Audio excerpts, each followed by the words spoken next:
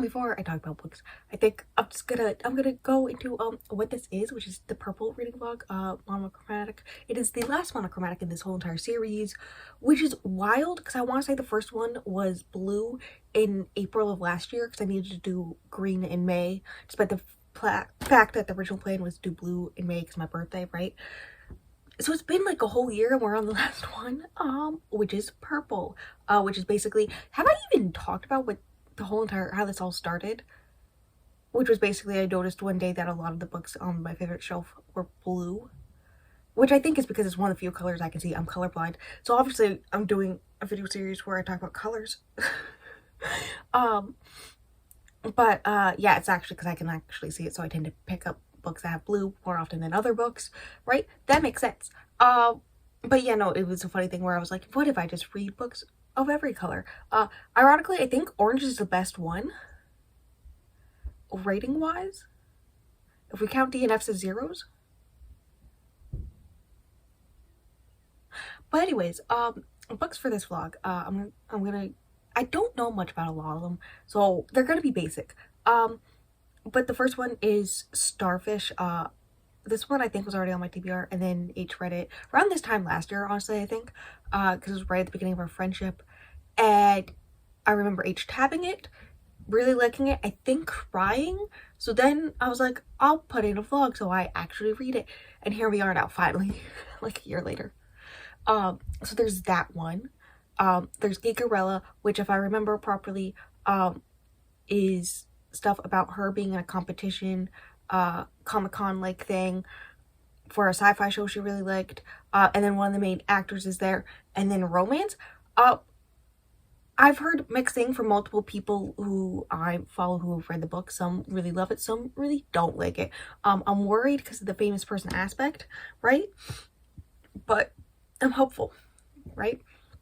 Can you tell I'm doing these off memory? The Dating Plan is the second book in a series. I did not read the first one because the second one seemed like my type of speed.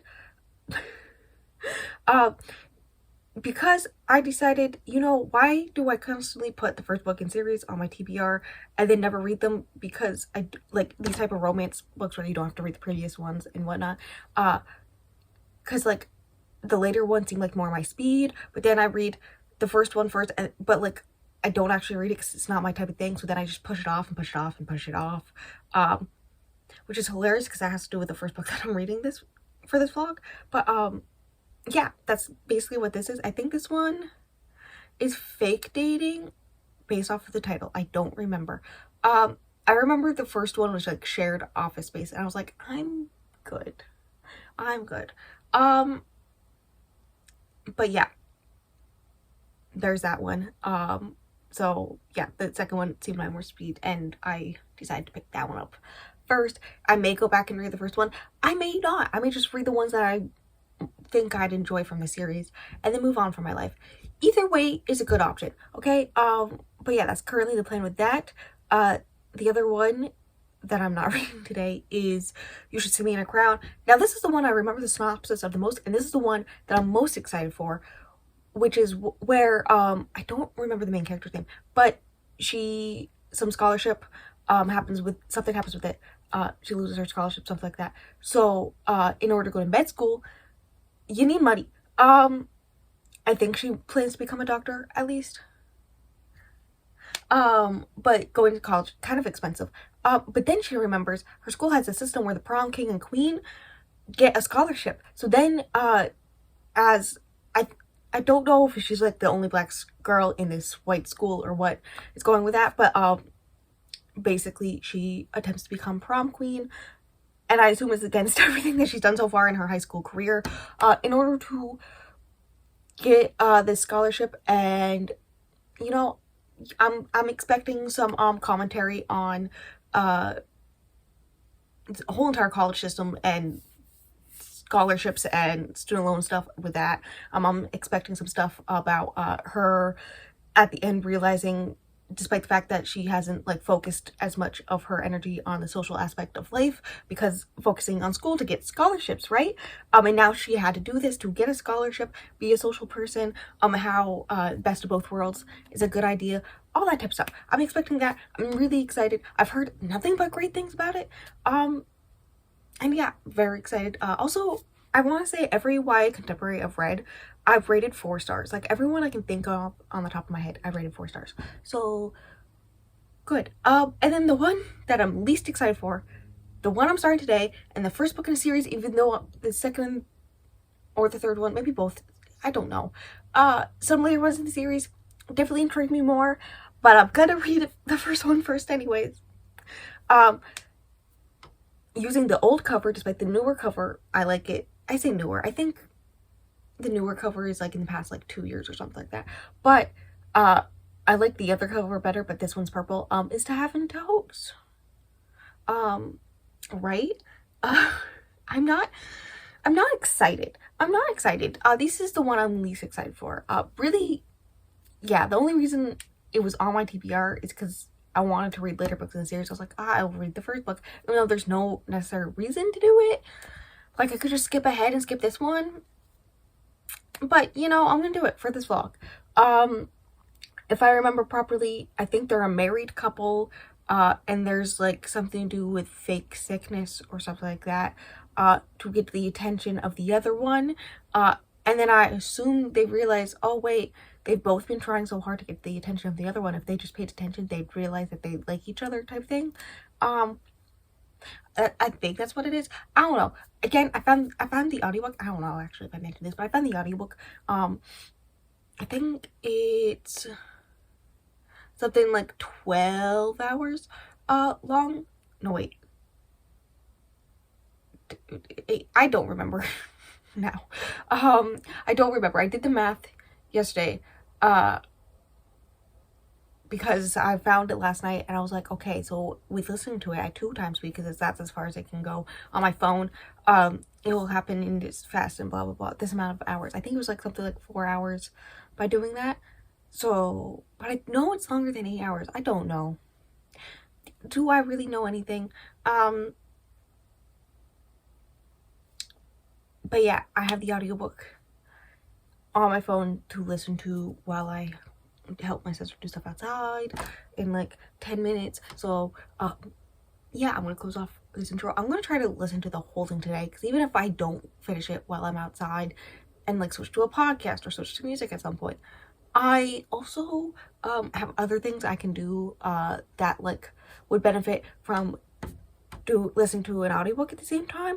But like, I have the issue where the only planned audiobook I have for this month is for the podcast, so I need to be taking notes at the same time. So shouldn't be multitasking in any other way while I do that. So yeah, that's what I'm doing with this book, and I'll update you maybe tomorrow. I don't know. Right, technically the same day, and I'm wearing a sweater over my shirt that perfectly matches this vlog, purely because I don't care if it got paint on it, and it was cold, because it's just after 8 p.m. we just got inside. Also, the dishwasher is running and my sister took a shower downstairs. So you can probably hear that. We're ignoring it. But I have things to say and I might as well say them now while I got a free moment. First off, I mean, you may be able to see that I crossed out To Have and To Hopes. I got to 26% in the audiobook. I'm gonna go with no. It follows Violet and James. In the prologue, it's like this whole long thing about how she was making out with one of his best friends on this balcony at this ball, and he comes in and he's like, how dare you just make out with a random girl, and she like snark backs to him, and which he likes. She finds him attractive. They end up dancing, and I think they may kiss, and then her mom comes out and she's like, oh my god, and so then he proposes. Yeah, and then apparently they had like a year of happy marriage, and then the 4 years after that, up into the point when the book takes place, it's been not a good time where they barely talk. He spends most of the time with his horses. His wedding present from his dad was like a whole horse ranch thing, and he currently uses it to like earn money to prove that he can earn money, and deserves his wife and all this stuff. Blah blah blah. It does not matter. The whole entire reason why they don't talk is, I don't 100% know, because, and hear me out, I DNF'd it at 26%. But, basically, there was a thing where something happened, he was bamboozled somehow or something like that. He automatically assumed it was her, and blamed her, and she did not do it. He still thinks she did it, and that's why he's angry. She's angry because he blamed her and, never, like, from what I can tell, never really respected, her views, always considered her too young to, like, really know what she wants and stuff like that. Right? Which, like, I get her side. Because, one, I, too, hate when I get blamed for things that I didn't do. Like, top 5 triggers, hear me out. And then, also, him being like, well, you're too young to know what you want. And her being here like, I'm freaking married you, didn't I? Like, I get her side. And then, also, the book starts with him falling off a horse, on the range stuff. And he does go unconscious for, like, a few hours. And, one of his best friends, who is not the one that she made out before, who is the brother of one of her best friends, who is a widow, and the other one's unmarried, writes to her and is like, hey, he fell off a horse and hit his head. And she's, like, freaking out. She's like, oh my god, my husband's gonna die, I gotta run there, blah, blah, blah. So she's, like, hurrying there. He wakes up pretty quickly afterwards. No one thinks, hey, maybe we should let her know he's fine. So, he decides, you know what, I'm gonna go back to my family home, which is where she stays throughout the year, and he spends most of the time with the horses. 2 to 3 times a week he goes there, and so, yeah. So he's headed back, she's going there, they both end up at the same inn to, like, stop, to, like, let the horses do whatever horses do and all that fun stuff, and she gets very angry, rightfully so. He notices how, thank you, Bella, for how, there's a Bella dog right here. He notices how her hair's, like, all messed up, like, she was in a hurry and didn't properly get dressed, how she's wearing, like, definitely not, like, a fancy dress or anything, she's wearing something simple, and all this stuff. Like, she left the house in a hurry because she thought her husband was dying, and then she sees him there, and she straight up slaps him. And then he's all like, well, technically, I did fall off a horse. I just didn't know that anyone wrote you a letter, and no one thought to tell you that I was fine. And she gets really angry about this, rightfully so. And then he makes a comment about how, like, they shouldn't have written to her, and so she takes it as they shouldn't write to her if, like, he's in danger or anything like this. Also, she's been trying to make it so he stops doing stuff with the horses, like since the beginning of their marriage, because she's worried for his health, and he's all like, no, it's the one thing I'm good at. Anyways, the whole entire book revolves around this miscommunication. Basically, they both go back to the family home, and then she wants him to feel some of what she felt, so she pretends to have a sickness. She even gets an actor to play a doctor and all this stuff. But he very quickly, like, for, like, a hot second there, he's like, oh shit, oh no. But then, the doctor didn't take off his disguise, because, like, he knew the actor from school, and he didn't take off his disguise until later on, like, as soon as he left the house, he took it off, so he instantly noticed, hey, that's a fake beard. And then he was like, wait a second, I know that guy from school. He's an actor now. Oh. And that's when I ended. Yeah, no, the person who I follow, Chandler Ainsley, for usually romance book recommendations, rated it 2 stars. And that's where I expected I would have rated it. But I decided not to finish it because, one, if I did finish it, I'd be angry. I'd be so angry that I did finish it despite knowing that I wouldn't like it. Because, one, I hate miscommunication trope in books. Seriously, why? But that's, like, the whole entire premise for the plot is miscommunication. The whole entire thing is, and then also the extent of the miscommunication, and the fact that it's a second chance romance. And I'm not sure if I like second chance romances. I haven't read enough of them to, like, know if I do. But in theory, like, I don't think I would really like them, because you have to prove to me why these two would be good together still and or again, and how they wouldn't make the same mistake again. And I very strong am in belief that there's no way this would prove to me that they would not have a miscommunication again, and in a fight, and then, because the two of them talk, they, like, the way he thinks things but also says things are very different from each other. Like, he even recognizes the way that he says things comes off very standoffish, despite the fact that he doesn't mean to be, right? And so she takes it as standoffish. And so, like, this is gonna happen again. So why do I want to read through almost 400 pages of them coming back together for me to know after this book ends, probably they're just gonna break up again? It's fine. It doesn't matter. I don't care. I hate it. I hate the miscommunication trope. And I don't want to read one that's to this full extent. I'm good. DNF. Moving on with my life.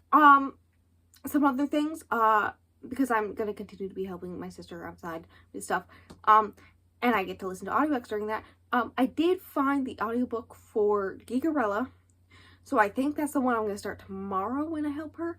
And then if there's still, like, more that needs to be done after I finish it, because it's about the same length as To Have and To Hoax, then I will do the audiobook of You Should See Me in a Crown. I didn't initially plan to do an audiobook, but then I was like, you know what, that may actually be good in audiobook, and it was on script, so, like, why not? And all that jazz. So those two I have on audiobook, and whatnot. But on top of that, afterwards, I started the dating plan. Because the other two I couldn't find audiobooks of, but the dating plan I was very intrigued by. Also, I, like, reread the synopsis of the first one, but also read the synopsis of the third one. Don't think I'll read any other book in this series other than this one. Also, I will be reading the sequel to Have and Hoax, because those ones do intrigue me. I think there's 3 sequels to that one. But the dating plan, follows, Daisy and Liam. Wow, wild. I actually remembered, because I read, like, the 4th chapter, like, 20 minutes ago. I'm, like, 12% into it, but basically, she had a childhood crush on him. He was the best friend of her older brother. Best friend of brother, yes. Childhood crush, yes. It doesn't count as second chances. I don't really think so. I think his enemies to lovers, because he, yeah, I get some things. She gives me some neurotic tendencies, the way she memorizes facts about things and whatnot, which really helps with her job with, I think, software engineering stuff, right? And then he works for a big company that's initially in New York, but he's heading the department that is growing to the West Coast, which is where this is, which is where his family's from, where they grew up, all this fun stuff, where they basically, it's like this big company that gives smaller companies, entrepreneurial companies, money to, like, make products, blah, blah, blah, right? Like, think Shark Tank. Like, there's literally a scene where, he's listening to a bunch of pitches, and it was giving me Shark Tank. Right? But, it's low-key enemies to lovers, because he did some stuff, when they were teenagers, and, it's been 10 years, I will talk about it in a minute. She does not forgive him. She is very snarky to him when they run into each other. It was very funny. It is fake dating, obviously by the name. And then also, I feel like there was another thing. Oh yeah, abandonment issues. From her side. Literally, I literally screamed. I was outside and I screamed about it. Basically, what happened, like, 10 years ago, she was supposed to go to prom with him. She had, like, had a crush on him for a few years at that point, and all this stuff, and he offered to take her to prom. It was a very sweet thing that he was doing. She, like, got all dolled up for it and everything, and then he shows up to take her, and he's like, no, and then leaves. I don't know exactly what he said, but he basically, broke her heart, destroyed all her dreams, all that fun stuff. Yay! From his point of view, I know that, like, he's always had a thing for her, but he, like, doesn't think that he's worthy of that love, because, like, guy from abusive household, scared of becoming his own dad, not wanting to pass that down, type of stuff. So thinking he's not worthy of a woman like Daisy, despite the fact that he's always had a thing for her, how she always cared for him and all this stuff. She always liked him because he didn't care about her little quirks and whatnot, with memorizing facts and whatnot, and all this stuff. And then she's at like this panel thing that he's also at, where he's like interviewing people, and she works for a small company. She's been working for startups, I think, on and off this whole entire time, right? And they run directly into each other, and then one of her aunts is trying to set her up with this guy, and then her ex, who she caught cheating on her with her old boss, and her old boss, who are thing that she saw making out in the bathroom, are coming toward her, so they have to like do a kissing and be fake engaged to like make everyone get off their back type thing, right? When they do first run into each other, and she's like really giving it to him, which like valid, and he like seems hurt, but he's also like, I get it. And he's like, do you want to get a drink and catch up? And she's like, no. But his grandfather has recently died, and they're doing the will reading, and they go to this thing. There's some animosity with his brother, and like how his brother has always been more supportive of their abusive dad, than of their mom, who was abused, or him when he was like a young kid and all this stuff, and whatnot. But he does really care for his nephew, pretty cute kid, let's be real. But there's the will reading. The grandfather had like this big company distillery, and then their dad branched off and did his own thing, and there was like some family feuding about that with motor cars, and he died like a year ago in a drunk driving accident. And so the older brother is like has taken over the car business, right? And he wants to take the distillery business, and it's like automatically assumed it's gonna go to him because it usually passes down from oldest son to oldest son.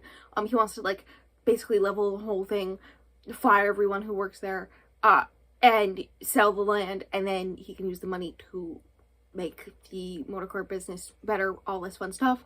And everyone else in the family is like, no about it.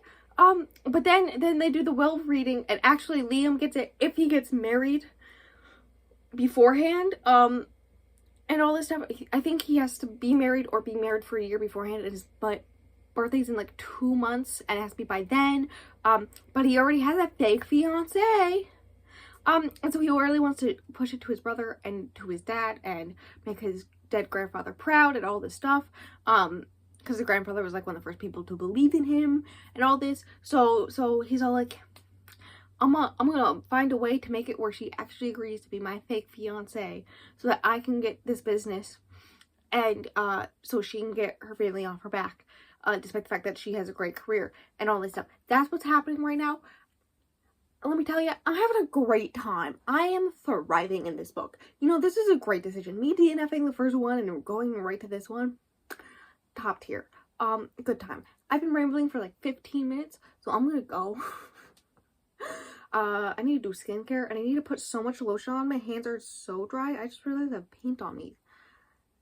Fun.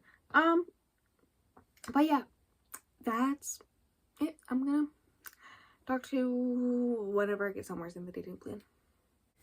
Hello. Actually, I'm dating you. I finished the dating plan. I want to say like an hour ago. Took me 7 days. It's fine. It's fine. It started out good. I really liked the initial, like, brother's best friend, childhood crush, enemies to lovers, fake dating, but they're both secretly in love with the other one type thing. So, like, the first half was, like, 4 stars, and then the second half was more like 3 stars, because more of them, less of the dating plan, more of their, like, just personal stuff, which, like, I get why they couldn't be with each other for reals from the beginning, which is mostly just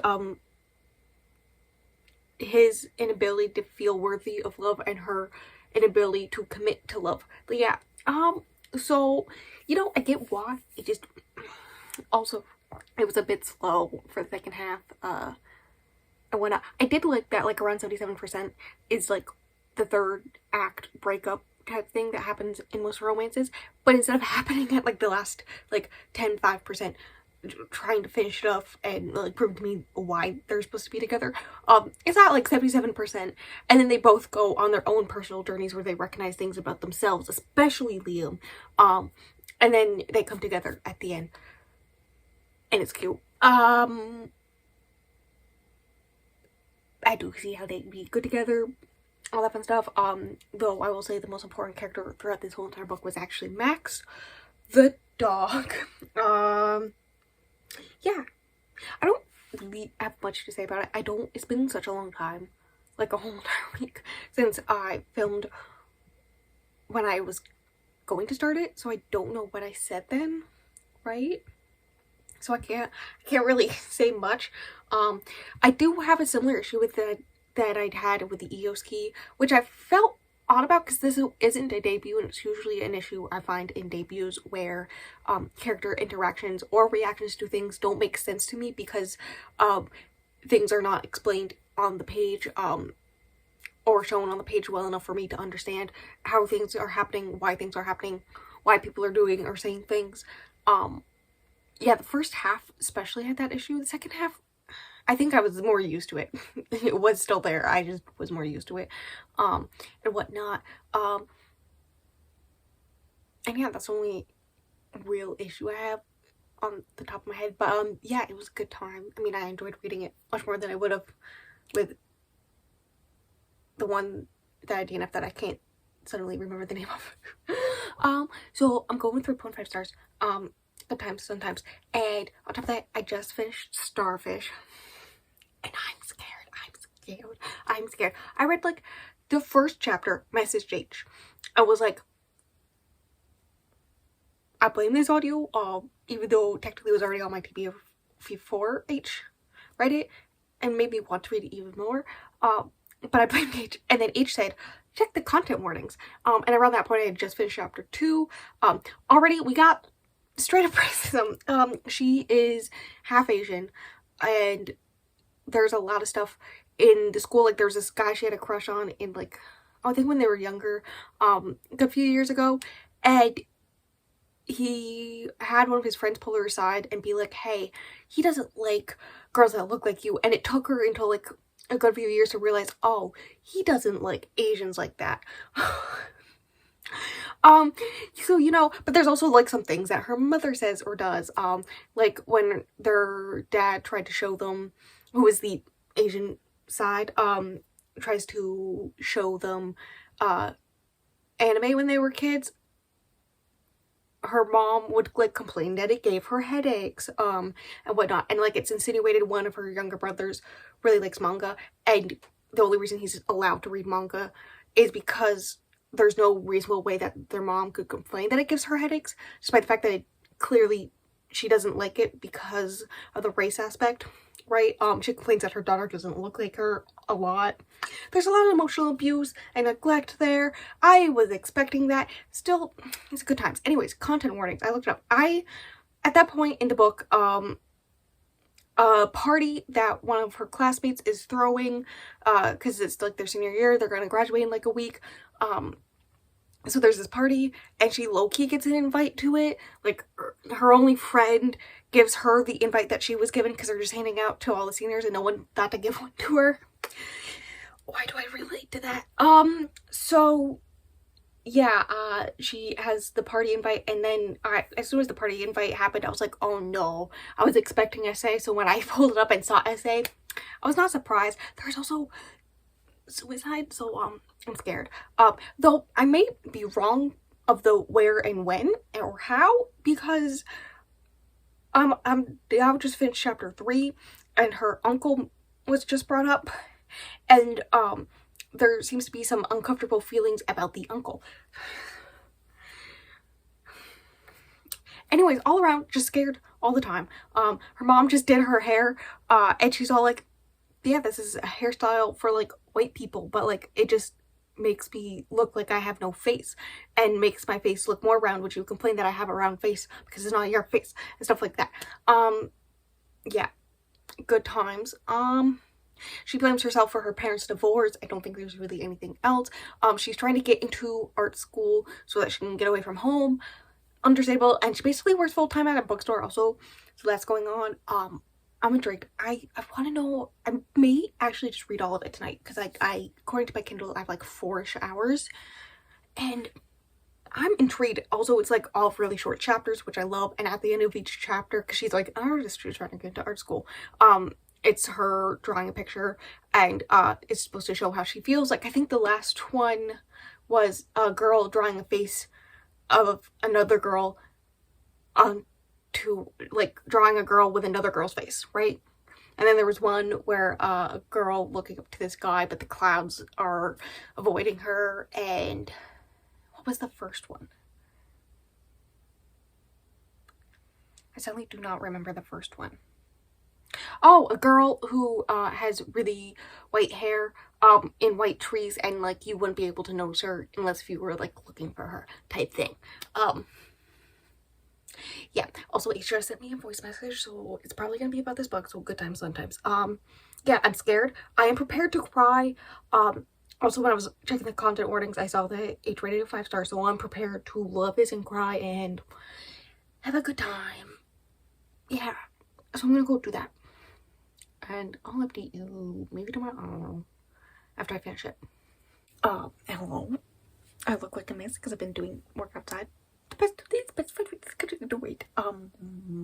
Update. I have finished Starfish. It took me 3 days. I loved it. 4.5 stars. I was kind of right about the party, but there was other stuff. As soon as Uncle Max was brought up, I was like, oh no. Oh no no no no no no. Oh no no no no no no no no no. Oh no no no no no no. Yeah, that's generally that.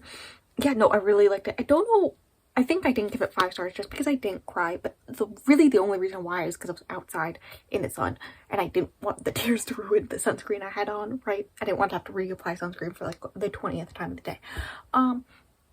So, yeah, that being said, I was so anxious reading it that at one point in like the last 30 minutes, because I knew something else had to happen, I knew it, I freaking knew it, my heart rate according to my watch got up to at least 104. Hilarious. Love it. Anyways, yeah, it's a good book. I get why H loves it and told me to read it. And then I recommended like 3 other books. Actually 4 other books to H based off of that book. But yeah, it's good. Also, the way that's the author's debut, and the way I didn't even know some books on my TBR by the same author. It's fun. Yeah, I don't really, I mean, I don't know what to say because I don't remember what exactly I said when I originally started talking about it. I did go into like the themes of essay and whatnot that are in it, I'm pretty sure. But yeah, it's basically just her trying to eventually grow as a person outside of the childhood that she had, and experiences she had, and become a person who she herself is proud of because she recognizes that she will never get that from her mother, which I love for her. Okay. Yeah, it's good. And then right after I finished it, I went to put it on my wish list on Amazon, and then I saw it's just like $8.66. It's a third off right now on Amazon. The paperback is, and I already like can picture how annotated with like each of the characters, like stuff with the mother will be. I don't know.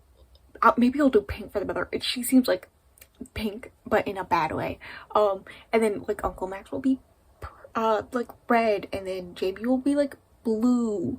And then like the main character will be purple, and her brothers will be yellow. And then I don't know who else, but like that's my general theme that I want to do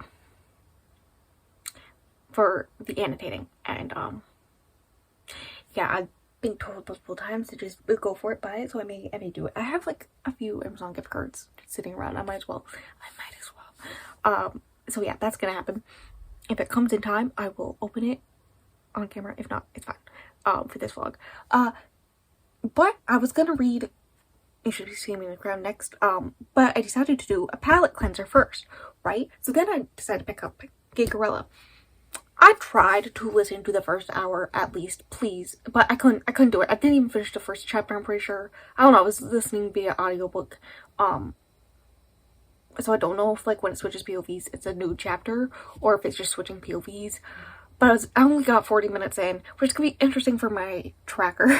Like I just put down 0.7 hours. I was contemplating for a hot minute there to just change it to minutes total. And do it that way. I don't know. But yeah, I DNF'd it. I couldn't do it. One, the main character seems annoying. Like, I don't want to say she seems annoying because that feels rude, but like every review I read of it was like people being like, oh, it's so cute, so adorable, all this stuff, and I was just being annoyed already. You know, I did read the synopsis of the second and third book, and I think I may pick those up or try to pick them up. Kind of in the general theme of Taffeta Hoax and The Dating Plan, where like these romance series, like you don't have to read every single one to get everything right, and all this stuff. You don't have to like follow along the series, all that fun stuff. So DNF. I don't know when I'm gonna start the last book. I'm gonna go read Desperate Measures instead for a palate cleanser. So, and ignore the sounds of people downstairs. But yeah, that's what I'm gonna do. I'm gonna read Desperate Measures instead because apparently a dark erotica is what I need for a palate cleanser.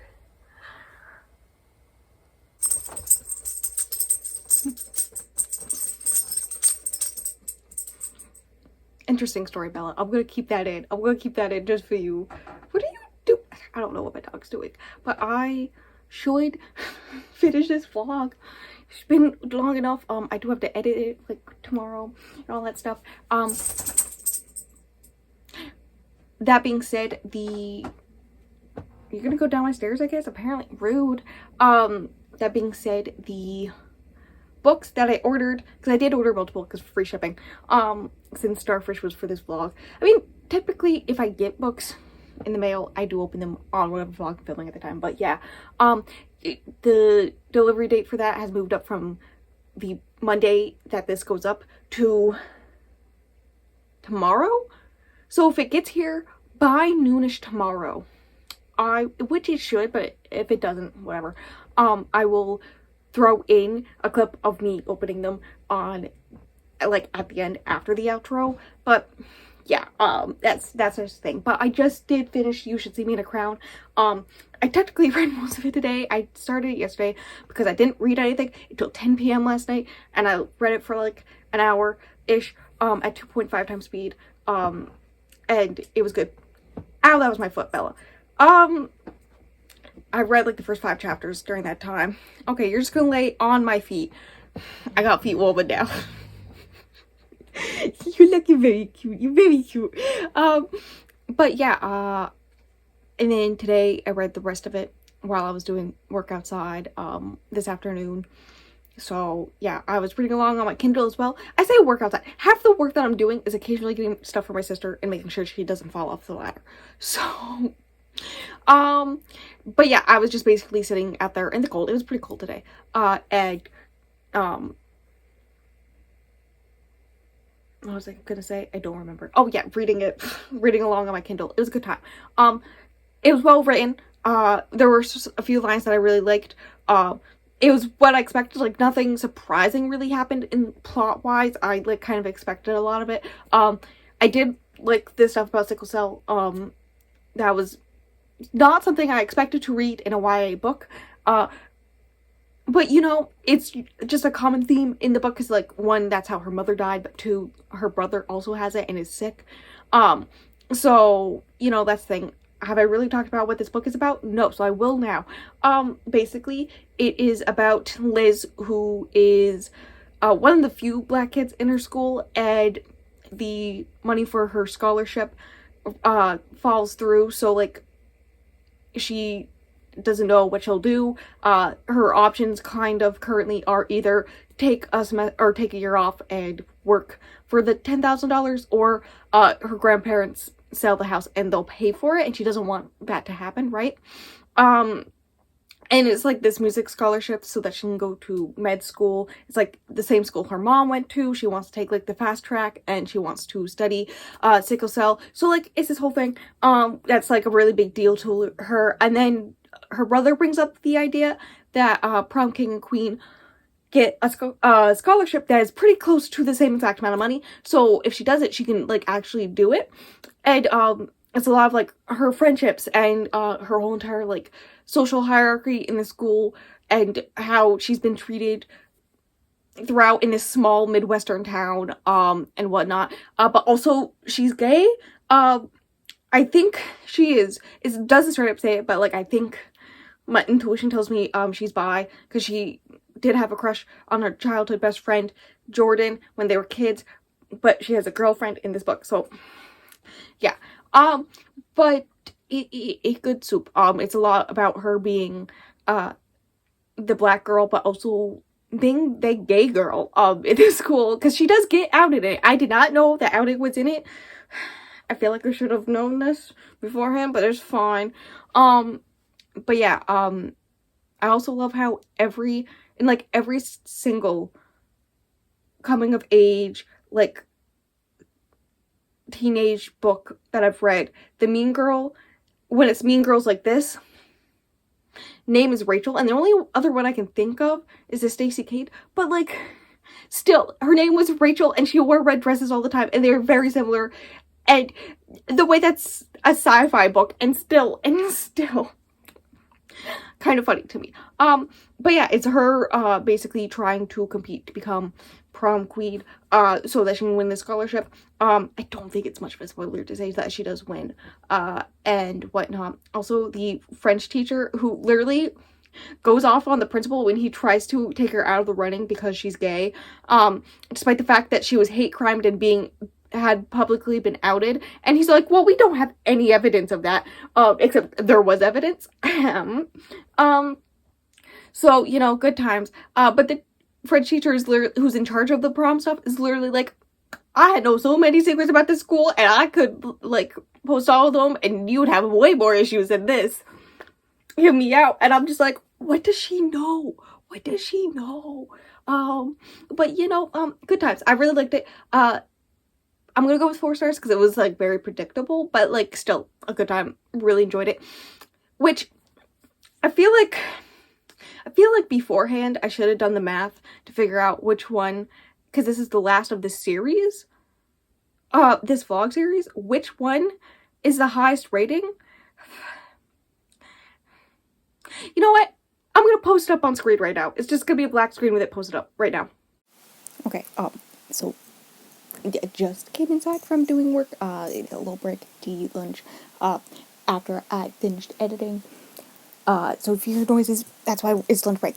But I did do the calculations. I decided I'd do a voice recording instead of text on screen like originally planned, just because I did 2 calculations, one counting the DNFs as 0 stars, and one calculating just not putting the DNFs, which I prefer the one where it's zeros because that seems more accurate, because otherwise it's like 3 or 4 books being averaged, not 5. But in first place, the first 3 did not have any DNFs, so the first 3 are just the first 3, which is the orange one with 4.1 stars, the yellow one with 3.6, and the green with 3.6. So technically, they're tied for second place. Now, if we're counting the DNFs as 0 stars, next up is blue at 2.6, purple at 2.4, pink at 2.3, and red at 1.8. Yeah, that was a wild time.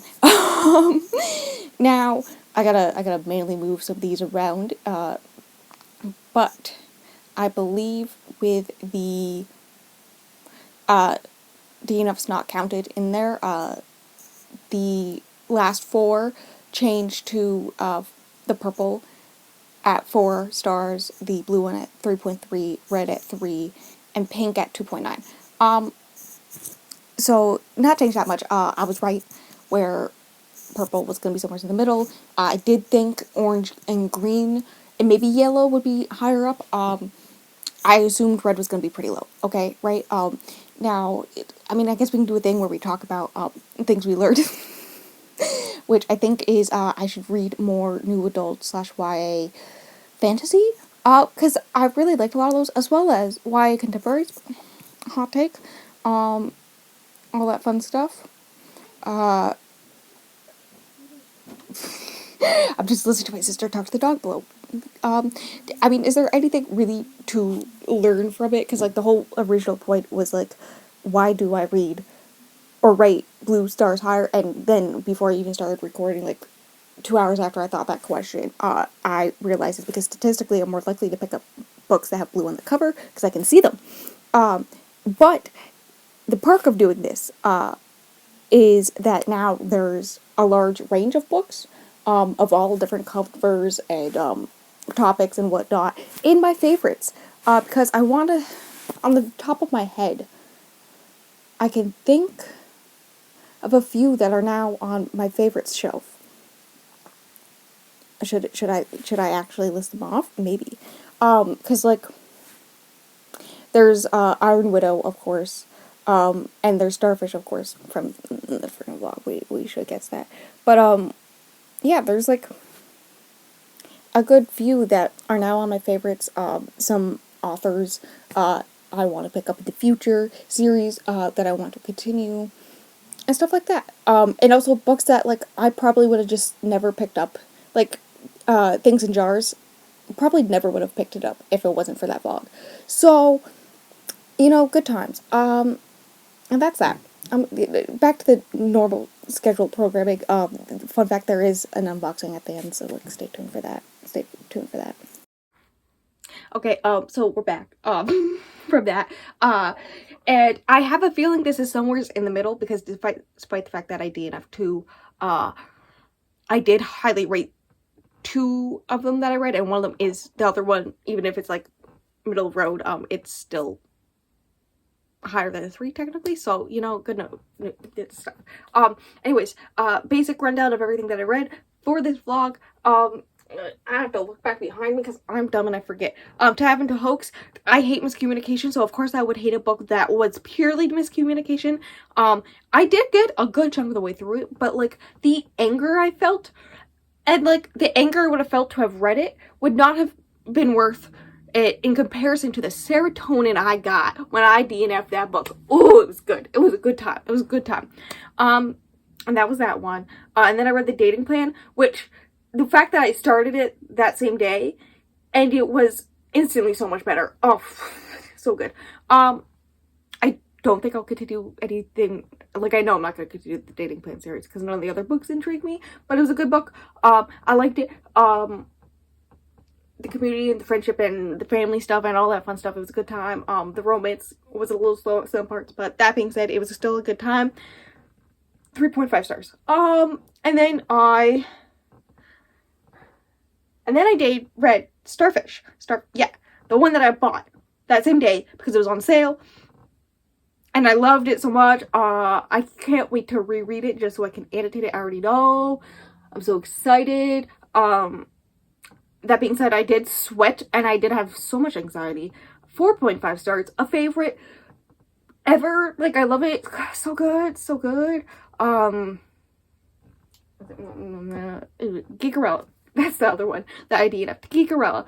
I don't think I mentioned much why I DNF'd it, so I'll just mention it now, which is basically, despite the fact that I only got, like, I want to say, like, 8% in or something like that, is because I just, one, it was way too long. It was like almost twice as long as You Should See Me in a Crowd. Like, obscenely long. And they, I think, are the same amount of pages almost. So, what's going on with that? Audiobook wise. But also, I instantly was annoyed by the main character, and everyone said it was an adorable read, but I didn't understand how I was supposed to find it adorable. If I was annoyed, instantaneously. By everything, everything. I'm not sure if I'll like the other books in the series. I'm gonna try them, but they may be DNFs because I think maybe the world also may be the issue because I don't really care about this Star Trek-esque like movie series and whatever. And and like the actors on the show, but like ending up with like normal people, like that doesn't seem like my vibe. So we'll see. And then of course You Should See Me in the Crown, great book, what I expected, but still a good time. Highly recommend it, 4 stars. Yeah, I consider this a success. I have finally finished this whole entire vlog series a whole year later. Good times. So outdoor time. And maybe also an unboxing afterwards. You will see. But basically, link below is my link tree as well as Stingrays with everything in it, including, I may be able to put up above in the cards. We'll see. The new YouTube channel for the podcast, where I will start with it, like probably shortly after this, uploading the episodes we already have up onto the YouTube channel, and then by the time next week's episode is supposed to go up, I will be caught up, right? So that's like a thing in case you want to listen to it and you don't want to do Spotify or Apple Podcasts, because that's the 2 places I have it up right now. Also, it has an Instagram. Forgot to mention this. My foot warmer laid down even more. HL or Stingray, whichever one you want to call them by, also made an Instagram for it that they're in charge of. So that's also a thing that will be below because it's in my link tree. I already put it in there this morning because I'm cool like that. The next video will be probably a read with me on Wednesday, and the Saturday is the TBR, which I'm going to go film right now. So, but in case you don't see me for an unboxing, I will see you next week. What is this, a different location? I just didn't want to film this standing, and I didn't want to sit in the corner, because doing the lighting in there is annoying, so I'm gonna open this. Okay, first thing is sunscreen. You don't need I just need free shipping, and I need more sunscreen from doing all the work outside. So I bought 2 books, and then that. So the end. To get free shipping. The other book that I got that wasn't the one in this vlog, is my favorite Testaire. I've wanted this forever. Yes, I got it as mass market because I'm psychotic and I love mass market books, and like, it's a historical romance. It has to be. God, I love how horrible this cover is. Beautiful. Anyways, this is my favorite Testaire ever. It's so good. So good. One day I will get Stingray to read it. It's gonna be a day. But yeah, I got this one because I think this was also on sale, but like 5% off, or yeah, like less, much less. But it was like only $8-ish, so I was like, might as well. And then this was like exactly like 12 cents more than I needed for free shipping. So, and then this, I got it because it was like just under $9 because it was 33% off. So I figured, why not? And here we are. It's very shiny. I know exactly where I'm gonna put it on my shelves, so that's exciting. I already figured that out. I don't know where I would put this one, but that's fine. Oh, the edges, because the here, let me show. At the beginning of each chapter, there's this like paint splatter type thing. Oh, so the edges have it. But yeah, that's it. That's the wrong side. I got books. The end. This is officially the end of the vlog now, so